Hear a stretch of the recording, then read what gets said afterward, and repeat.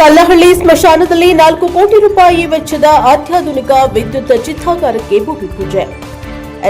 ಮಂಡ್ಯ ನಗರದಲ್ಲಿ ಕಲ್ಲಹಳ್ಳಿ ಸಮೀಪದ ಸ್ಮಶಾನದಲ್ಲಿ ನಗರಸಭೆ ಹಾಗೂ ಪೌರಾಡಳಿತ ನಿರ್ದೇಶನಾಲಯದ ಸಹಯೋಗದಲ್ಲಿ ಯುಐಡಿಎಫ್ ಮತ್ತು ನಗರಸಭೆ ಅನುದಾನದಲ್ಲಿ 4 ಕೋಟಿ ರೂಪಾಯಿ ವೆಚ್ಚದಲ್ಲಿ ನಿರ್ಮಾಣ ಮಾಡ್ತಾ ಇರುವಂತಹ ಅತ್ಯಾಧುನಿಕ ವಿದ್ಯುತ್ ಚಿತಾಗಾರ ಕಾಮಗಾರಿಗೆ ಮಂಡ್ಯ ವಿಧಾನಸಭಾ ಕ್ಷೇತ್ರದ ಶಾಸಕರಾದಂತಹ ರವಿಕುಮಾರ್ ಗೌಡ ಗಾಣಿಗ ಬುಧವಾರ ಭೂಮಿ ಪೂಜೆಯನ್ನ ನೆರವೇರಿಸಿದರು.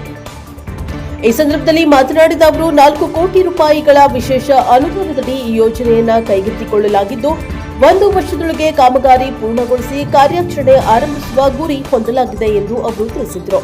ಮಂಡ್ಯ ನಗರದ ಜನಸಂಖ್ಯೆ ಹೆಚ್ಚುತ್ತಾ ಇರುವ ಹಿನ್ನೆಲೆಯಲ್ಲಿ ಸ್ಮಶಾನಗಳ ಕೊರತೆ ಎದುರಾಗಿದೆ. ಮರಣಾನಂತರದ ವಿಧಿವಿಧಾನಗಳು ನೆಮ್ಮದಿಯಿಂದ ನೆರವೇರಬೇಕು ಎಂಬ ಉದ್ದೇಶದಿಂದ ಸರ್ಕಾರವು ಅತ್ಯಾಧುನಿಕ ಶೈಲಿಯ ವಿದ್ಯುತ್ ಚಿತಾಗಾರವನ್ನು ತರಲು ನಿರ್ಧರಿಸಿದೆ ಎಂದು ಶಾಸಕರು ಸ್ಪಷ್ಟಪಡಿಸಿದರು.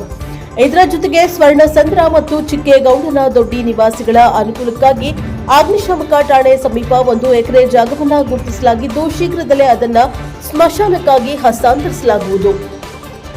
ನಗರದ ಎಲ್ಲಾ ಸ್ಮಶಾನಗಳನ್ನು ಹಂತ ಹಂತವಾಗಿ ಅಭಿವೃದ್ಧಿಪಡಿಸಲು ಅಗತ್ಯ ಹಣವನ್ನು ಬಿಡುಗಡೆ ಮಾಡಲಾಗ್ತಾ ಇದೆ ಎಂದು ಅವರು ಮಾಹಿತಿಯನ್ನ ನೀಡಿದರು. ಕಾಮಗಾರಿ ಪೂರ್ಣಗೊಂಡ ಬಳಿಕ ನಗರ ಮತ್ತು ಸುತ್ತಮುತ್ತಲಿನ ಜನರಿಗೆ ಅನುಕೂಲವಾಗಲಿದೆ ಎಂದು ಅವರು ಹೇಳಿದರು.